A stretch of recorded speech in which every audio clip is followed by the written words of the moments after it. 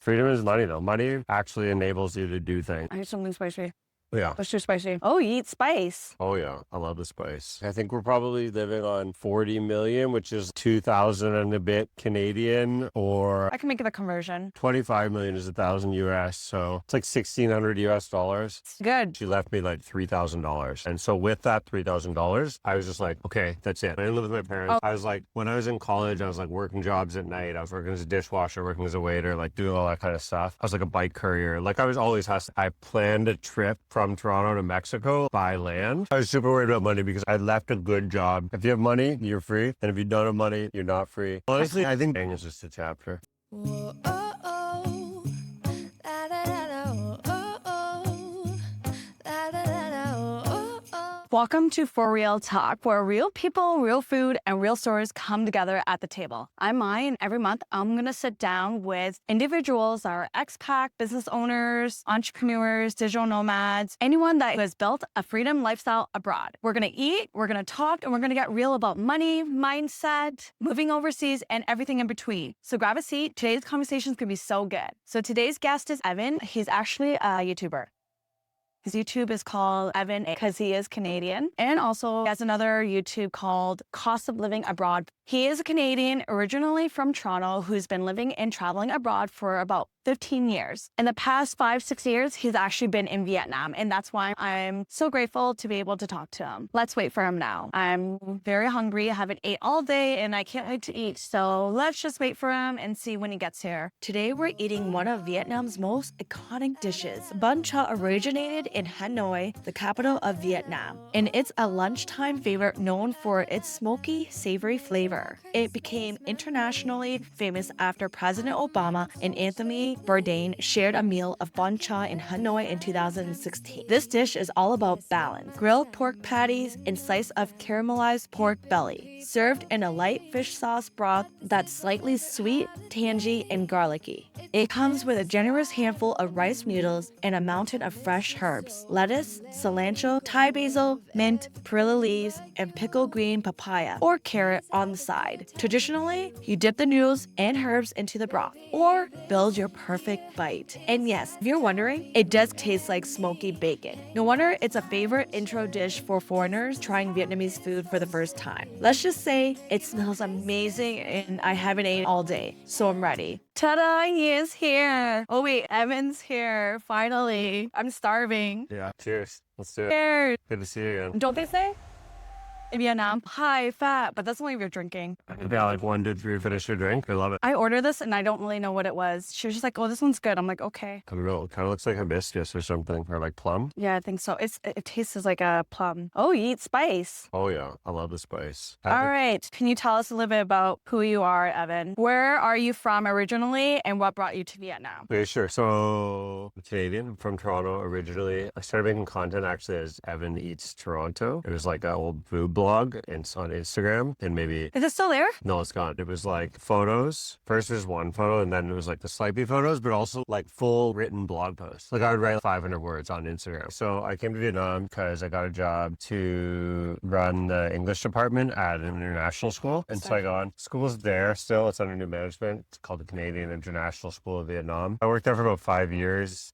Teaching literature. Did I teach any history there? I don't think I taught any history, but literature, social sciences, that kind of stuff. I was really good. Kids are pretty great. And we were there through the whole lockdown COVID experience. And then so many guys in Southeast Asia, I met a local woman in Belle Love. Love story. Yeah, and that's why I'm still here 6 years later. It's also why we moved to Ninh. We didn't want to live in Ho Chi Minh City with kids anymore. Yeah, I heard it's busy there. It's a lot. It's actually the newest video coming out of my channel is a like cost of living comparison. When I first got here in 2019 as like a single sort of life hacker English teacher guy versus like last year in 2025 when we decided to leave when it was like a family of 4 living in a condo because like things done change. I would watch that because I would like to know. Yeah.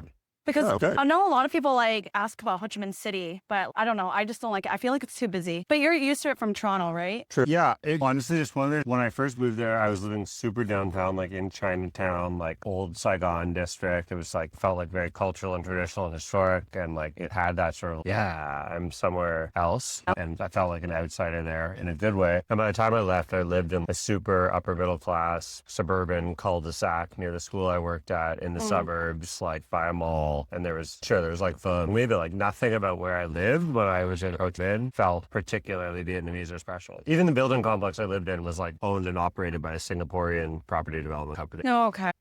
Yeah, but it's beautiful. It has a like purpose-driven park with duck ponds and koi ponds and like all the restaurants and shops on the park, so everything's pedestrian friendly, which is very unlike the rest of Saigon. Yeah, Right, take a bite. yeah, let's do it. Take us bite, the first bite. How's it? Tell me if you like it here. Apparently, it's really good here. Have you been to other places? You said it was near here. Like other boon shop places. Yeah, this one. I love boon shop. I was in Hanoi like a week ago, so I had to get the guy I was interviewing there is cool. He's been in Vietnam for 34 years. Whoa. How about that? Isn't that wild? Yeah. He's American. He's only lived here since 2008, but check him out at How on Earth. He got to Vietnam for the first time, I think, in 91 or something. So he's literally one of the first Americans to visit Saigon. The way like North Korea and whatever is now, we have to go on like a guided tour by the government. He came to Saigon at one of those tours in the early 90s. Oh, yeah. Yeah, it was cool. It was interesting to talk to him, get his perspective. How did you meet up with them? I watch his channel, so he's interesting. His channel's actually hugely successful, but I think he doesn't realize that. Yeah. He's got 12 to 15 videos ever. There's no content on the channel. Yeah. But some of his videos have 10,000 views. And he's it hasn't been that much views. I'm like, bro, if you get 10,000 views on a video when you have 200 followers. Imagine if you posted more. Yeah, exactly. I'm like, post a video every week, see what happens. Yes. That's what I sort of understand. I don't know if we're talking mostly about the Vietnam experience or the content experience, but publishing is a numbers game. You don't publish content all the time or regularly. You've done it, man. Let's just take a breather and eat. Yeah. I'm hungry. I'm hungry too.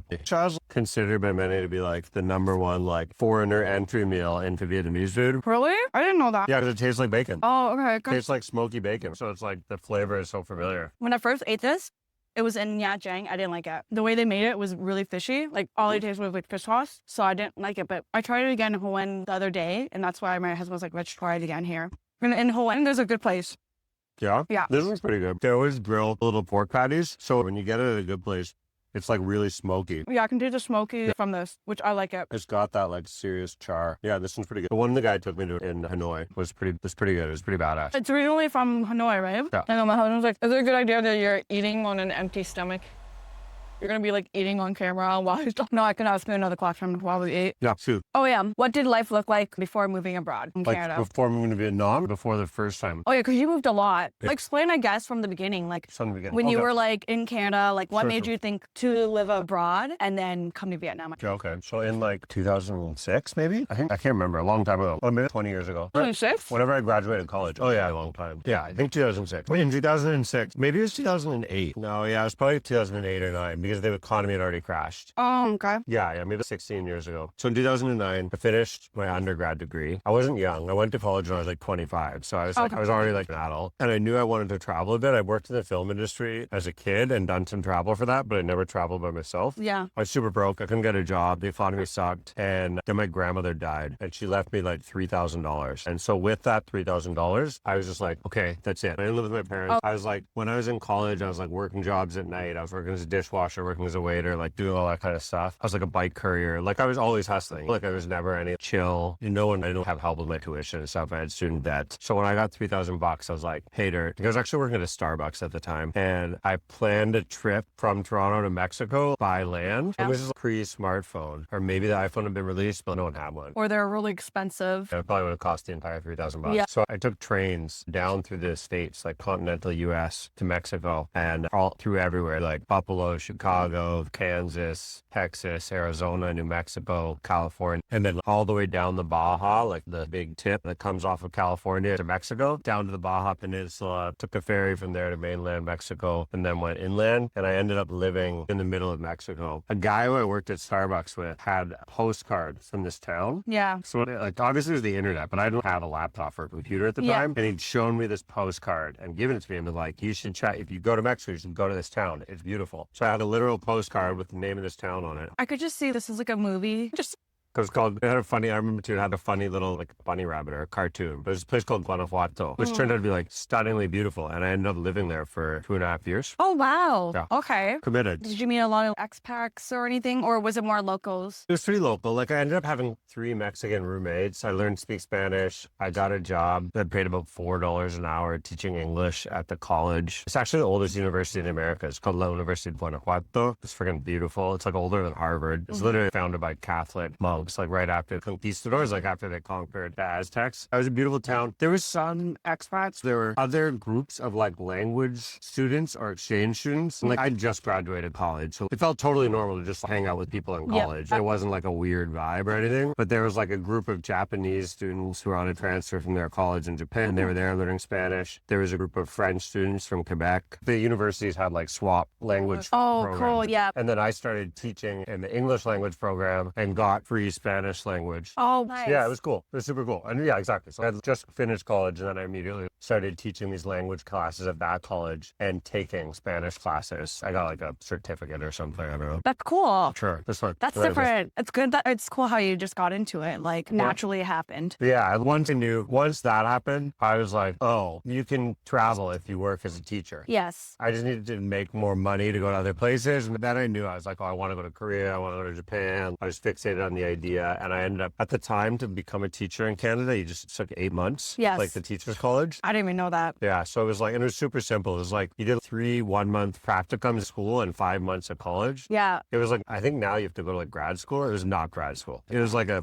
super quick, like one and done thing. Yeah. Yeah. And I did that. And then I was in Melbourne in Australia, like literally 8 months later. You know what I mean? Like I moved back to Canada to get my teacher's certificate and was in Melbourne 8 months later. And when I went to Melbourne, that's the first time I saw. That's so crazy. Can you still do that now? You can, but I think it's grad school and it takes 2 years and costs like $30,000. And mine was like, it cost me maybe $2,000. It cost money, but it was like, damn. You know what I mean? It was I like, think if people knew, maybe they would have done that, because I know a lot of the younger generation, like I know my husband's friend, he went to university, didn't get his job that he wanted, and then he was able to take a teaching job overseas. Oh, he's in Korea. But it's crazy the fact that you said that you could just go back, you went back into the 8 months after all. it was so much faster then. It's because I wonder why they changed it then. it's like supply and demand. It was because there was too many.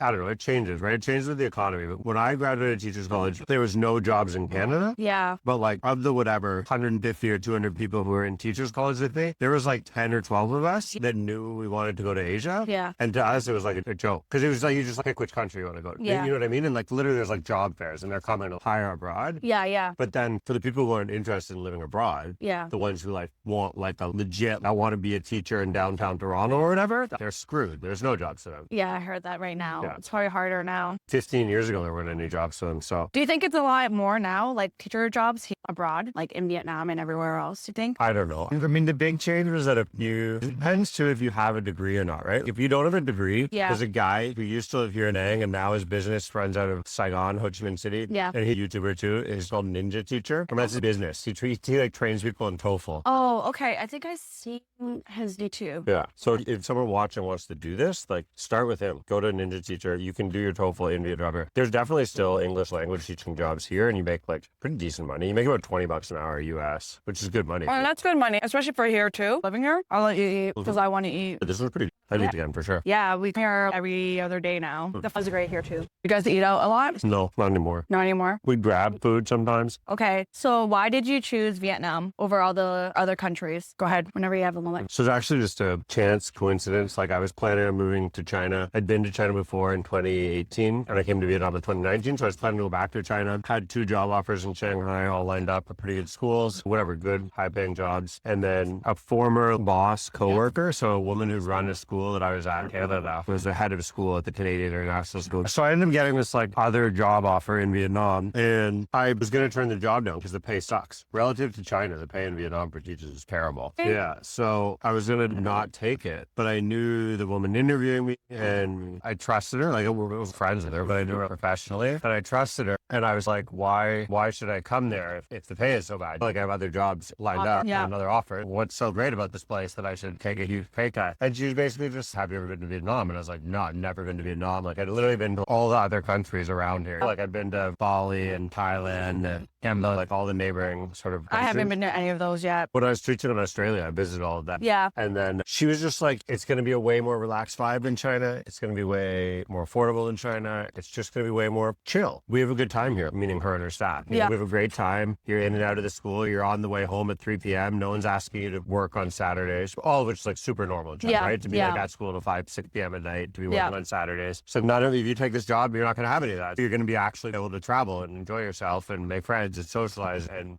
going to be a pretty relaxed lifestyle, more similar to just being a teacher at home or in Latin America. Yeah. And I just thought, okay, why not? Let's do it. Let's give it 2 years. See how it goes. And you never looked back. Right, I never looked back. And then the pandemic hit. Pandemic hit 8 months after I got here. So how was that? I knew I was going to stay and not leave. Like I just knew, because I've been working abroad for a long time and it was a good job. It was probably actually better being here. Yeah, absolutely. You heard how Canada was. For sure. We were locked down Yeah. and we There's weren't able to definitely- leave. And there's Yeah, nothing to do. They but- wouldn't even let you walk outside. But I think that was like everywhere. I'm not sure. For a year and a half, it was just like a big party here with no ins or outs, especially for the expats ramblers, because they knew. But yeah, we were going out to restaurants, bars, doing whatever we wanted. I wish I was an expat then because I heard like everyone had a okay time here. Yeah, so what a couple of my friends, if you actually got COVID, they put you in a camp, which sounds really scary. Yeah. And I think it didn't happen to me, but I had friends who were put in the camps, like quarantine camps, and they would just be like really bare bones, like old, like military barracks. It's not like jail, right? Yeah. Like people had their laptops and their phones Okay. and stuff, Yeah. but they were eating like really boring, plain food provided by the government, and they weren't allowed to go out. And some of them had a struggle because like you couldn't get like booze or like special stuff. But yeah, I think it was an unpleasant experience, but it wasn't like punishment. It was like they were just like didn't want other people to get sick, so if they knew you'd been exposed, they would take you to a camp and quarantine you. It is what it is, right? Like, I remember being in Canada was horrible. We didn't like it at all. And they will give you fines if you walked out. Was that like that here? when it was actually a lockdown, you couldn't walk out. You're just not allowed to do anything. But that was very rare. That was only like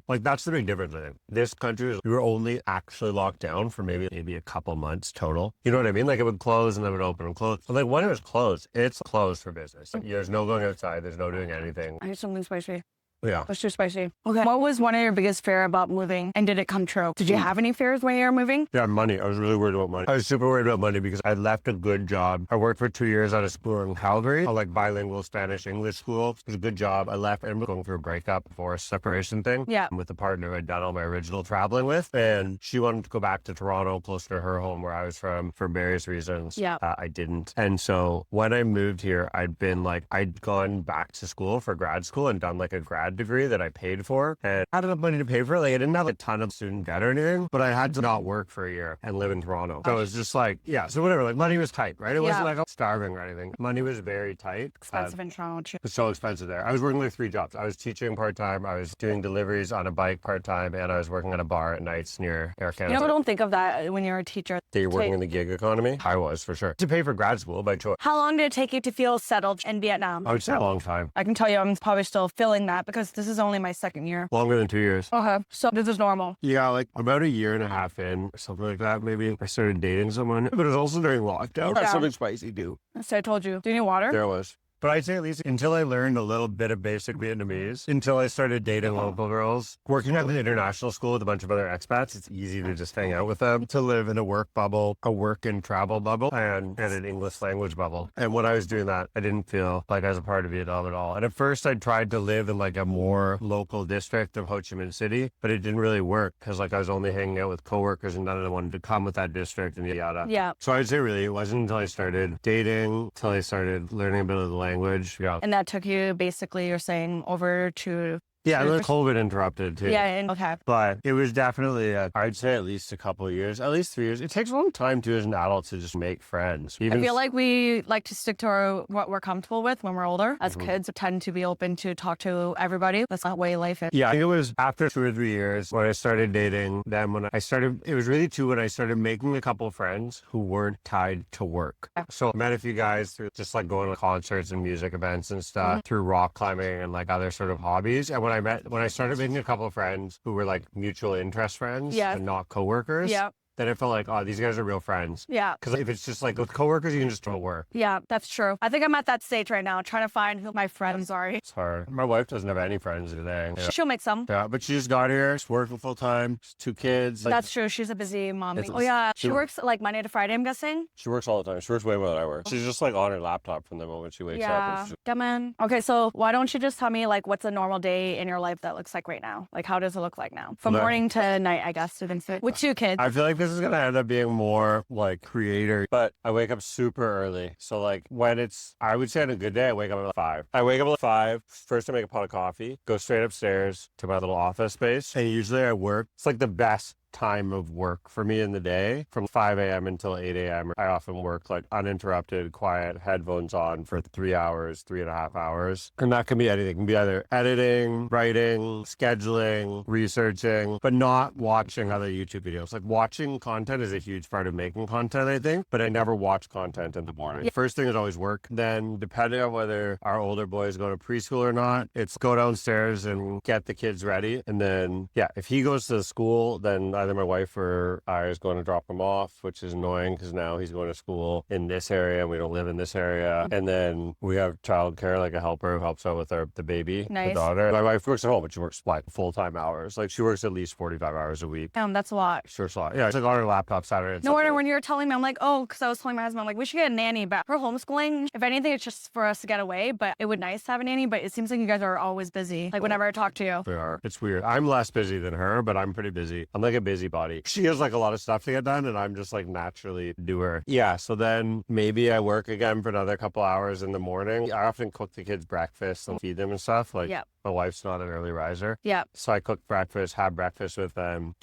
Childcare, swoops with the baby. Maybe I take the boy to school or mom takes the boy to school and then she sets up and works here in a cafe here. And I maybe do another couple hours work from like 10 to 12. Then at noon, same thing. Meal with the kids, put them down to naps, often nap myself. And when they don't, and you like are off and you're like falling asleep, but you have to wake up. Yes, exactly that. So I totally understand. It will be better. It will be better in a year or 2. We look at photos of ourselves a couple of years ago and think we used to look that young that recently. Like, you never seen the photos of Barack Obama, like before he takes the presidency and after? Yeah, yeah. It's just like that. I'm like, is it possible to age that much in 5 years? That's how I feel. It's not even 5 years, it's 4 years. It's when you have kids. Wow. It's so funny. And then honestly, if I say that, and this is going to sound really silly because in some ways it's like when I do the most, but this time, like 2 to 6 p.m. is like my time. So it's usually when I film. Around this time, Always. I'm usually so tired by this time. But this is the thing. It's a complete write-off. I'm like a zombie. I'm an autopilot. So like I have to have like my script ready and if someone's coming to help or if I'm collaborating with someone Yeah. else to keep me accountable. Yeah. But this is when I film. And it's funny because it's when I'm like the most useless. If I had Wow. to do, I don't know, Like, now, like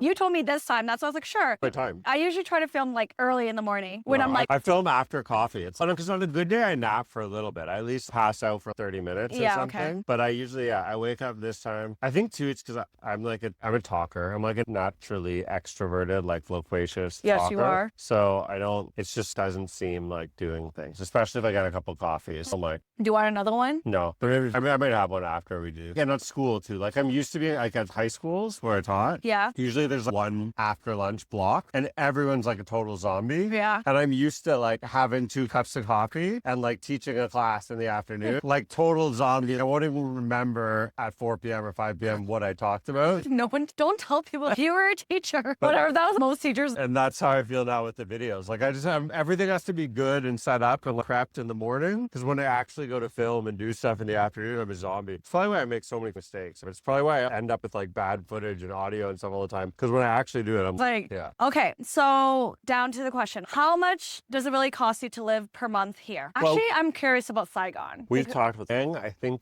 we're spending about 50 million. A month? And then in Saigon, how much were you spending? But there's a but though. At least 10 million of that, sometimes 15, goes to childcare or daycare. So we actually live on a lot less money than that here. Yeah. Like our like money for like rent, food, the motorbike, when we take grabs, it's like really low. It's really low. Like, I think we're probably living on 40 million, which is 2,000 and a bit Canadian, or I can make the conversion. 25 million is 1,000 US. So it's like 1,600 US dollars. It's good. It's easy. Like $600 rent, another $1,000 for like food and drink. We spent way more money. And I just did this video, so like spoiler. You can link to that video from this video, but we spent 75 million. Oh, really? Yeah. Not for no travel, nothing. That's just how much money we spent. The basics. Rent, food, and keep in mind, we weren't paying. And for that's daycare too? No, because it's included in my school in Saigon. Oh, okay. We got a tuition waiver. We just spent, and we lived in like Vietnam's richest area. We live in Phu My Hung. Yeah. Live in a 3-bedroom condo. Eat a lot of meals out. A lot of international food. Okay, out yeah. drinking craft beer at bars with my coworkers who are also. Both of us are working in like corporate environments where other people have money. Easily spend $5-6 US on lunch. Oh, wow.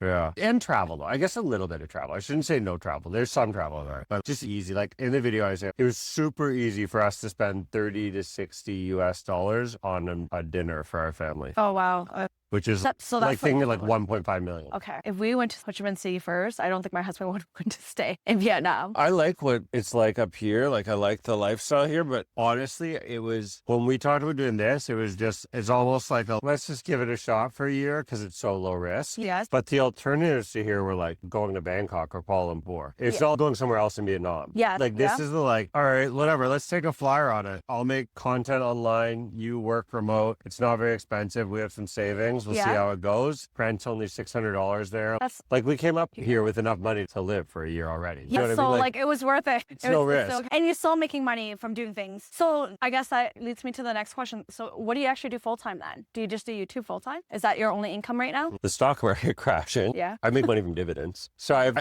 it's weird to say it because I'm a young person, but in some sense I'm like semi-retired. Yeah. So I'm like, I think of myself as being like semi-early retired and then making additional income online in an affordable place. That said, if we moved to Kuala Lumpur, Bangkok, or Shanghai next year, I'd immediately get a job. Yes. I'd still make content. Yes. But I would get a job. Yes. Do you know what I mean? Like not having a job and like making content full time is directly tied to the choice to live here. Yeah. I get you. I think that's why we're still here because we want to build our own business here because you're living so cheap. If you make any mistakes, then it's okay because it's a very low cost. Like when we sat down, I told you that the video I posted last night is a total dud, and I knew it was probably going to be a dud. I feel so bad. No, it's okay. Just like financially, statistically, but I also don't care that it's not that stressful here. Yeah. It's just not. Yeah. It's not. Obviously, it'd be better if it made money because I spent money to make it. Same. But it's not going to affect our life situation. Yeah. Whereas I think even living in Hanoi or Saigon, I would get a job. Okay. It also is weird too because like it's like an environment thing too, right? Yeah.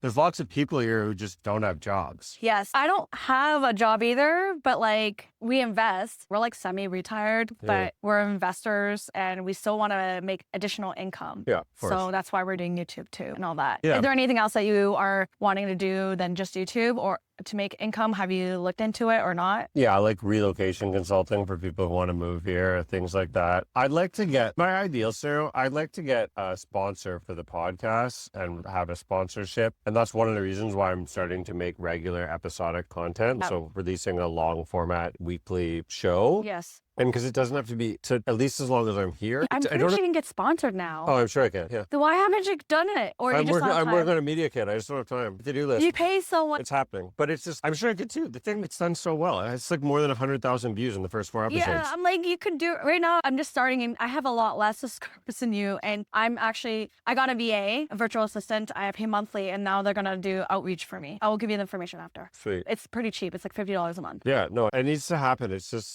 Yeah, you can make money now, like with the brand deals and sponsorships. I'm jealous because you can get it right now and I can't. Like, well, it's not that I can't, but I'm.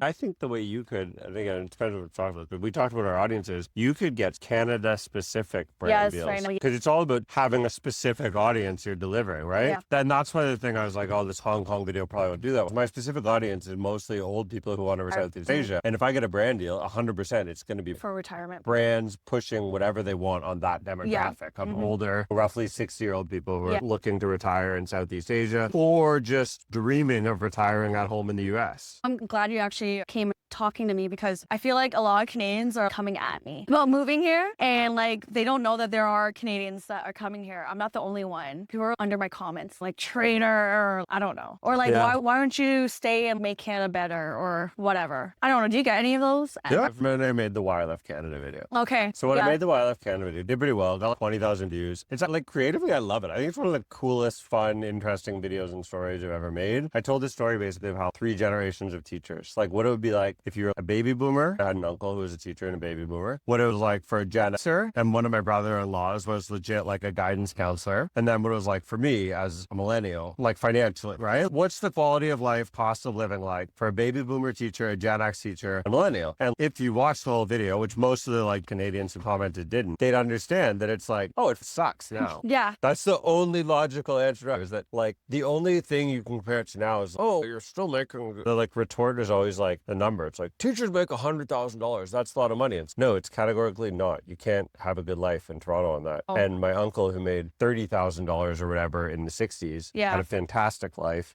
Because you could buy a friggin' house for $30,000 then. Anyways, whatever. Yeah, I know. I totally get it. That's it. Fine. Go watch that video. Yeah, go watch that video. Watch that video and then come at me about it. Yeah, I didn't want to make any more videos about Canada anymore because there was just too negativity. I think I'm going to do, a direct what my life would cost in Canada versus what my life costs here. Yeah. So I did a breakdown of how much it cost when I left, what we were paying before we left. And people are just, they still don't get it. It's so expensive now. It's so expensive to live there. It was so bonkers expensive to live in Toronto in 2018. But this like before inflation hit. Yeah. I don't know. I can't remember. Wait, 2008? Where was I? 2008. Just before. Oh, yes. It's nuts. Everything went crazy. The last time I was there, I was, like I said, I was doing grad school at Ryerson. It was like, I don't know, it's nuts. It was costing me like, it's like at least $1,000 a week just to have our like rental apartment. So it was like, we like had a nice apartment. Like we had an apartment that was like the top of the classic Toronto, top of a detached house, right? Yeah. Like 1.5 stories. Yeah. But we were like 30 something and we were like renting out our spare, we were like subletting the spare bedroom or Airbnb-ing it to help pay the rent. It's gross. Yeah. I don't want to be 35 with strangers in my room. Shit.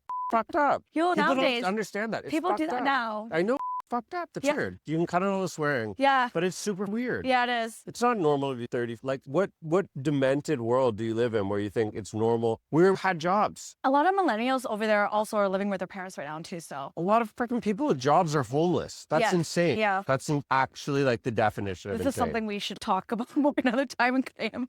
And like friends of mine, like successful friends, are like, I moved and bought a house in Hamilton. I'm like, why the hell did you buy a house in Hamilton? Expensive there. And they're like, because it's the only place I can afford a house. And I'm like, we're from Toronto. Why would you, like if you're from Toronto, to be successful, yeah, and to move you Hamilton. still have to buy a house 100 kilometers away? That's not, all of these things are totally insane. Like the only way you can justify them is if you like completely delude yourself it's normal, right? Yeah, That's not normal. Or like another buddy's, my place is in London, Ontario. I'm like, that's a college town. These guys like he's like a successful filmmaker. And he's like, great for you that you have a nice place, but... Do they have to drive to Toronto? Yeah, all the time. Oh. Like runs a music studio. The other's a successful filmmaker. It's like, you guys are successful. You shouldn't have to leave the place you live. Yeah. It's fucked up. That is. It's weird. I know a lot of people struggling back home right now. So it's been hard. Like family and friends, like when they talk about the cost of living and everything, they're like struggling. They're going through recession. I don't think people know it. I'm pretty sure. It's bad. It's bad economy. 100%. Yeah. Like, I'm glad we're here. It's weird. I think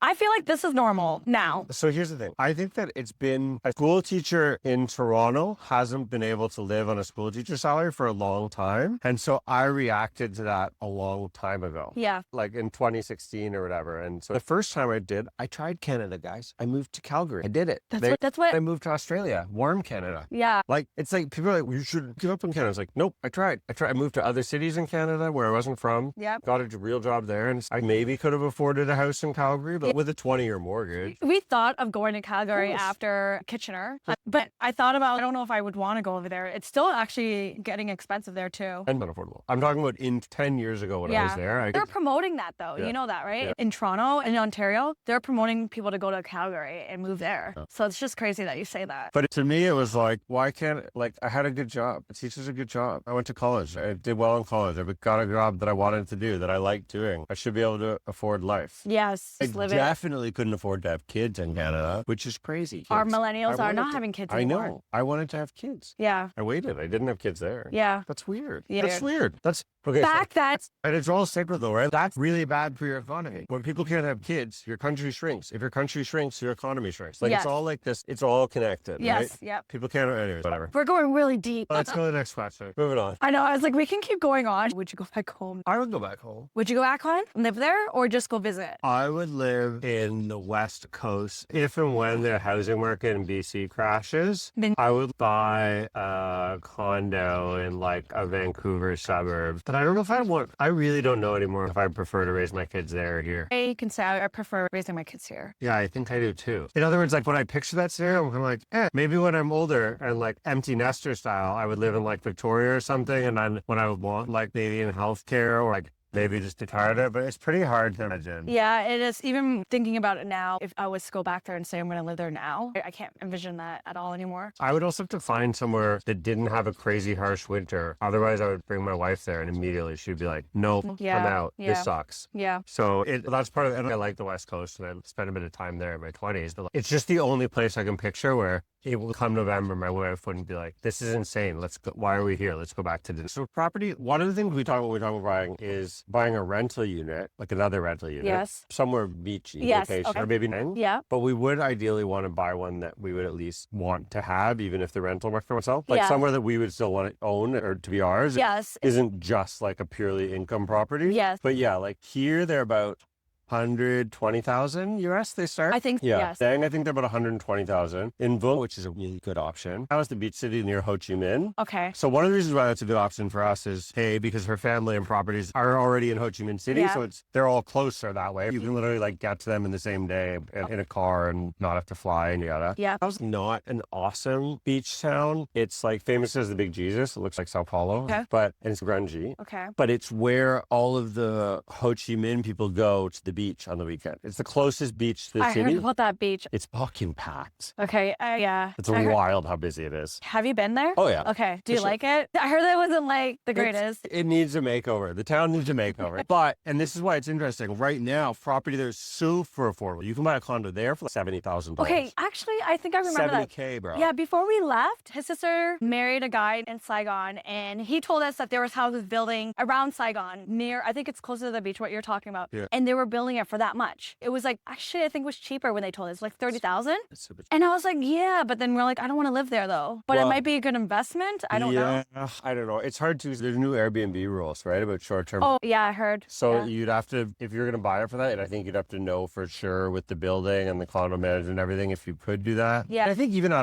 130,000 is probably pretty good to go. That's Yeah. pretty low risk as far as buying property on planet Earth goes. Yeah. And for 70,000, that's just nuts. I also think that if I start getting into more of the like helping other people relocate here or retire here, if you're a retiree, that might be an amazing option for you because it's closer to the big city with the proper That's so true. hospitals. Yeah. It's on the highway. They're building the new airport near there. And it's sure they're tiny little condos, but if you're like a retiree, what do you want? You want a tiny little condo by the beach, right? Like, Yeah. I think it's pretty ideal for that scenario. That's in your lane. Yeah. You just see that flow Yeah. with Yeah, difference. we've thought about it, but we haven't been to Vung Tau recently to check them out in person. But yeah, that would be something we would. In general, though, So debating, what do you think about, do you think it's good to buy real estate here yet or no? I feel I like think it's the going to houses grow are overvalued. right now. But the condos and rental properties, I think it's going to still grow. I know. You can see it growing. But I think a lot of the houses are already priced as if the hotel is going to come to them out and tear them down. You know what I mean? Anyways, all, Keep that in mind. all speculation. No, don't take my advice. Don't take any real estate. I don't know. We'll see. I think we just need to do a little bit more research. I think if we were to want to live here long term, I would think maybe Yeah. we would. It's weird though about those things too, because I do think I don't want to be like a landlord person, a property manager for a living. I'm interested in that. Mm-hmm. Yeah. And so, as I said, like that's one of the reasons why maybe someday we'll go back to and live in the condo in Saigon in District 7. And it's also why it would make more sense if we were going to buy another one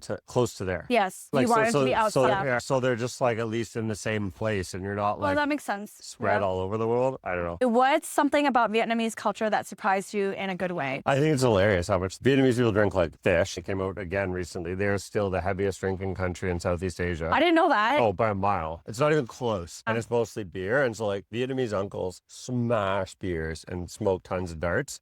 And that surprised me. I just didn't see that coming. And especially when I first got here. And even now, like I was in Hanoi filming a week or two ago and I didn't have anything to do at night. So I literally just went to a local Bia Hoist shop where the old guys sit in stools and smash beers and have snacks. Okay, And yeah. that's food, but it's not really a restaurant. It's just like snack food and Okay, beer. yep. So I went to a Bia and just got really drunk with a bunch of uncles. And they think it's funny. They think it's great. Like they're super friendly about it. I feel people are more relaxed here, so they're like more likely to just drink and chill. Yeah. Because they can do that during the day too. They don't drink much in the day though. No. That's disappointing about this culture. When you go to a beautiful patio bar at 4 p.m., it's empty. Oh yeah, that's true. Yeah. Like in Canada, people will go out Sure. at 4 p.m. at a bar. Yeah. Yeah. But like here, they actually don't come out at night. I realize They that. wait till later. Yeah. Okay. Do you see yourself staying here long term, I or think- is this going to be just a chapter? You think? Do you think you're going? Is this your forever? Honestly, I think it's just a chapter. It's a chapter. Yeah, because I still don't really see how when our kids hit that like middle school age, I don't see how the sort of international or cosmopolitan life we imagine them having happens here. I think it's like beautiful and idyllic and chill for little kids, like Yep. for tiny kids when you can take them and they're outside and they're playing and stuff. But when it's not just an academic thing, it's also just the sort of culture, the Like the environment. vibe, yep. Yeah. I find it hard to imagine that. Like I can't imagine like having two teenagers here. Ultimately, I think probably we end up in another big city, whether Okay. that's going back to where we lived in Saigon. Okay. So you might just Possibly. stay in Vietnam, but Dang might just be like temporary. Yeah, I think today is probably temporary. Okay. But we'll know. You never know. I'm just curious, are there better schools you feel like in Ho Chi Minh? I'm pretty sure it's like Toronto. You know how when it used to be like there's more opportunities in a bigger city? Yeah. Is it that what you're trying to Yes. say? Yeah, 100%. Okay. Yeah, or Bangkok or Kuala Lumpur. Okay. I thought of Kuala Lumpur too because it's more modernized and But we've been before, but we're going again at the end of the month. I really like it there. okay. If we stayed working like online as digital nomads or whatever Yeah. forever, like if this just takes off and turns into like enough of a income generator that I don't ever consider going back to teach at a school, Yeah. then I think we'd probably stay in somewhere for Okay. long term, not Saigon. If I went back to Saigon, I would be going back and getting a job at a school. Yeah. In part so that my kids could get free tuition and go to that school. Okay. In Bangkok, for sure, that's what we do All in right. Shanghai, right? Schools there are so expensive, like $20,000 or $30,000. Yeah. So if I go and find it somewhere where I work and they're going to let both my kids go with the tuition waiver, you're talking about $40,000 to $60,000 in cash money. I like teaching. It's not Yeah. like hated my job. Did you and- ever consider like homeschooling? Just curious. I know I homeschool. Oh, well, okay. I was in the homeschool groups and stuff, but it's also my kids are so young. It doesn't really matter yet. That's yeah, how I feel. you just don't know yet. When they're older, I guess you can make that Honestly, decision the by- 3-year-olds in preschool and stuff, only because of my wife. My opinion is school doesn't really start till 6. Kindergarten is just for fun and preschool. That's part of the thing too. I'm like, whatever, we can just hang out in Da Nang for 3 years. The kids don't miss anything. At this age, it's all one-to-one bonding. They play with each other. They play with the childcare. They play with my wife and I. Occasionally they meet other people. But like even yesterday, we were playing with a neighbor and the kids had little construction toys and they were just playing on a pile of Oh, dirt. yeah. The neighbor mom. They totally ignored the neighbor code. Neither of my kids once said hi to him or acknowledged him. Like they're not interested yet in building a relationship. Yeah. They just wanted the toys and they took their toys and played over there and ignored them. I don't. I think when the time comes, you'll know what you want. Yeah, what I I think- didn't know yet until I was like maybe when COVID happened, that's when I made the decision to homeschool Yeah. anyways. I like the idea too of if they're at a school, it being a school that I work at. Like that's a different thing. So then you're like part of the same community there. Yes, yeah. You're really like involved Yep. in it. That makes sense. Yeah. We'll see.